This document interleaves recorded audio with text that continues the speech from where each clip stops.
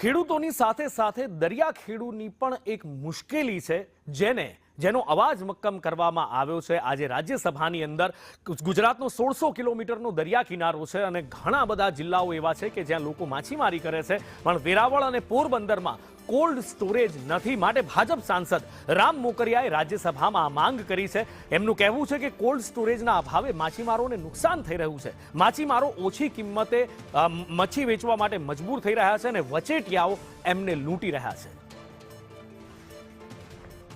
માછીમારોને તેમની પકડેલી માછલી નુકસાનમાં વેચવા સિવાય કોઈ વિકલ્પ રહેતો નથી, જેના કારણે માછીમારોને દર વર્ષે લાખો રૂપિયાનું આર્થિક નુકસાન થાય છે। આ સમસ્યાનો ઉકેલ લાવવો જરૂરી છે। હું પોરબંદર વેરાવળમાં સહકારી કોલ્ડ સ્ટોરેજ કેન્દ્રોની સ્થાપના કરવા માટે વિનંતી કરું, જેથી કરીને માછીમારો બજારની સ્થિતિ મુજબ ત્યાં પકડેલી માછલીને સુરક્ષિત સંગ્રહિત કરી શકે। કોલ્ડ સ્ટોરેજમાં માછલીને તેની શ્રેષ્ઠ ગુણવત્તામાં સાચવી શકાય અને યોગ્ય સમયે વેચી